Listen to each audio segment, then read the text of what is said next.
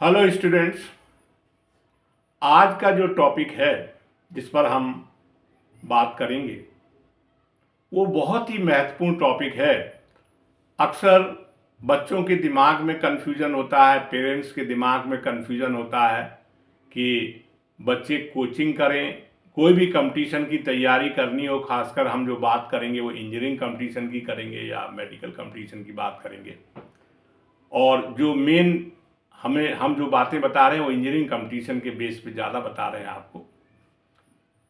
आप उसके बाद जो है क्या करना चाहिए, हमको कंपटीशन निकालने के लिए कोचिंग करनी चाहिए या फिर जो है हमें अपनी सेल्फ स्टडी करनी।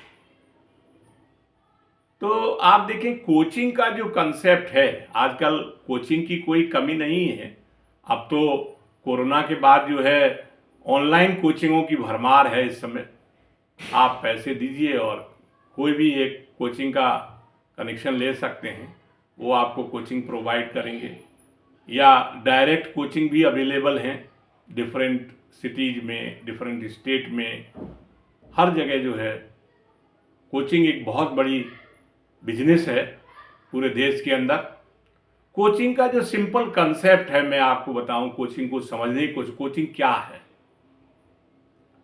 कोचिंगें जितनी भी हैं वो सब अच्छे परसेंटाइल के बच्चों को बुलाती हैं और ज़्यादातर अच्छी परसेंटेज वाले, अच्छे इंटेलिजेंट बच्चे वो सब कोचिंग करते हैं। अच्छी जो कोचिंग चलाते हैं टीचर्स, वो तो अपने घर पर 5-5 या 6-6 बच्चों के बैच पढ़ाते हैं और उसमें प्रिपरेशन कराते हैं। वहाँ तो वो टाइम दे सकते हैं। लेकिन जहाँ क्लास है 100-100, 200-200, 150-150 बच्चों का प्रोजेक्टर के थ्रू जो है पढ़ाया जा रहा है, तो वहाँ पे वहाँ के विचार से मेरे को दिमाग में आया कि ये उसी तरह कंसेप्ट है जैसे हम लोग मक्खन, जैसे क्रीम होती है और क्रीम को अगर हम एजिटेट कर दें थोड़ी देर तो उसमें से आप देखें कि उसमें जो है मक्खन निकल जाएगा। वही कंसेप्ट जो है कोचिंगों के अंदर अपनाया जाता है। जो हाई परसेंटाइल बच्चे हैं, अच्छी परसेंटेज वाले इंटेलिजेंट बच्चे हैं, वो एक आशा से कोचिंग करते हैं कि हमको करना है। कोचिंग अपना जो है वही 10 ईयर पेपर्स के बेस में क्वेश्चन सेलेक्ट करके उनके सॉल्यूशन और उसी के बेस पर ट्यूटोरियल बना बना के आपको सर्कुलेट करते रहते हैं और आपसे कहते हैं अटेम्प्ट करिए, या उसमें से टीचर्स एक एक दो प्रॉब्लम जो है करके दिखा रहे। बहुत सी कोचिंगों में तो आप देखें कि जो फैकल्टी है वो फैकल्टी भी उतनी अच्छी फैकल्टी नहीं, क्योंकि फैकल्टी जो है किसी कंपटीशन की तैयारी करने के लिए, जैसे आप देखें कि इंजीनियरिंग के कंपटीशन के लिए या तो कम से कम जो है उस सब्जेक्ट में एमएससी पीएचडी आदमी होना चाहिए, या फिर जो है किसी टेक्निकल इंस्टीट्यूट जैसे एनआईटी है, आईआईटीज है, उनके पास आउट जो हैं, जिन्होंने बहुत मेहनत की है और सब्जेक्ट को पढ़ा है, वो स्टूडेंट हों या उनको कहीं एक्सपीरियंस हो, वो कोचिंग चलाते हो तो ठीक है। लेकिन एक आम धारणा है कोचिंग की, कोचिंग में भी पेरेंट भी सोचते हैं कोचिंग में एडमिशन दिला देंगे तो सिलेक्शन हो जाएगा। सिलेक्शन बहुत कम होता है। किसी भी कोचिंग का आप परसेंटेज निकालें तो आप देखें बहुत ही कम परसेंट में सिलेक्शन होता है। गिने चुने उंगलियों में, टिप्स में अच्छे इंस्टीट्यूशन में निकलते हैं। वही कंसेप्ट है कि क्रीम को एजिटेट करेंगे तो मक्खन बन जाएगा। जो क्रीम होती है वो क्रीम तो वहाँ क्लास ज्वाइन करने का सेल्फ स्टडी करती है, अपनी स्टडी करती है, क्योंकि आप कोई भी कंपटीशन बिना अपनी स्टडी के नहीं निकाल सकते। तो मेरी जो पर्सनल ओपिनियन हमेशा रही है कि कोचिंग करें या फिर जो है सेल्फ स्टडी करें। सबसे अच्छा है सेल्फ स्टडी करिए, और सेल्फ स्टडी भी कब से करिए? 12th पास करने के बाद मत करिए। सेल्फ स्टडी करिए जिस दिन से आप जो है, जैसे 10th आपने पास कर लिया, उसी दिन से प्रतिज्ञा कर लीजिए कि भाई मेरे को सेल्फ स्टडी करनी है। और सेल्फ स्टडी के लिए क्या है, आपको जैसे मान लीजिए इंजीनियरिंग का कंपटीशन देना है 12th पास करके, आपको सपोज करिए मेडिकल का कंपटीशन देना है, आप सपोज करिए कॉमर्स साइड में है तो आप जो है सपोज करिए सीए का एग्जाम देना है या आईसीडब्ल्यूए का एग्जाम देना है या कंपनी सेक्रेटरी का एग्ज़ाम देना है, अगर मान लीजिए आपने जो है आर्ट स्ट्रीम ली है, आप सपोज करिए पीओ का एग्ज़ाम देना चाहते हैं बैंक के, आप जो है एलआईसी के ऑफिसर का एग्ज़ाम देना चाहते हैं, आप सपोज करिए कि कोई और जितने एडमिनिस्ट्रेटिव जॉब हैं, आईएएस का एग्ज़ाम देना चाहते हैं, पीसीएस का एग्ज़ाम देना चाहते हैं, तो आप 10th के बाद जो है सेल्फ स्टडी शुरू करिए।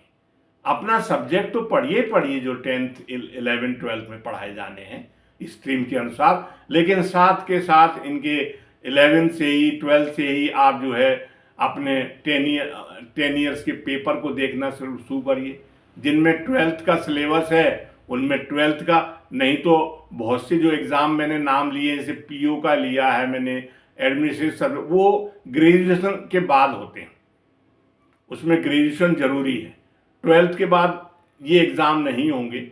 जो 12th के बाद एग्ज़ाम होते हैं उनकी तैयारी आप 10 से शुरू कर दीजिए, उसमें कंपटीशन मेन है उनके, और उसमें जो है आप जो है उनके 10 ईयर पेपर्स ले लीजिए। पेपर्स में जैसे आपके टॉपिक पढ़ाए जाएं, उस टॉपिक से रिलेटेड क्वेश्चन देखिए, उन पर तैयारी करिए। जितनी भी बुक्स, अच्छे राइटर की बुक्स ले लीजिए टीचर से डिस्कस करके, और जो स्टडी मटेरियल है वो परचेज कर लीजिए। फिर उसके बाद उसमें आप जो है ये देखें कि आप किस तरह से जो है आप जो है उनको सॉल्व कर सकते हैं।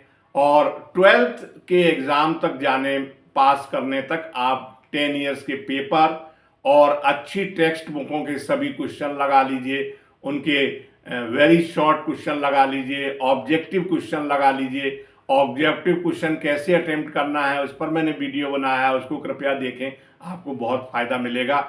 और उसके बाद जो है आप देखें कि तब तक आपका 12th जब पास करेंगे तो आपकी सेल्फ स्टडी से ही इतनी बढ़िया प्रिपरेशन हो जाएगी कि कोचिंग उसके सामने कुछ नहीं होती है।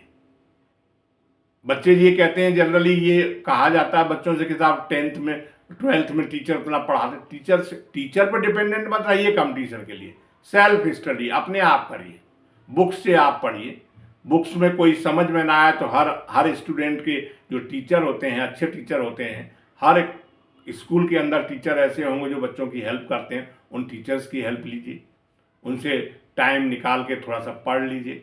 आप जरूर जो है 12th तक कहीं ना कहीं ट्यूशन पढ़ेंगे तो उन टीचरों की हेल्प ले लीजिए, ट्यूशन वालों की, उनसे सॉल्व कराइए, या क्वेश्चन का सॉल्यूशन देख के खुद पढ़ने की कोशिश करिए, थ्योरी पढ़ने की कोशिश करिए। इस तरह से आप अपने आप को सेल्फ स्टडी जनरेट करिए और आप देखें एक दिन होंगे कामयाब, आप कंपटीशन अवश्य निकाल देंगे। अच्छे से अच्छा कंपटीशन बच्चे निकाल देते हैं।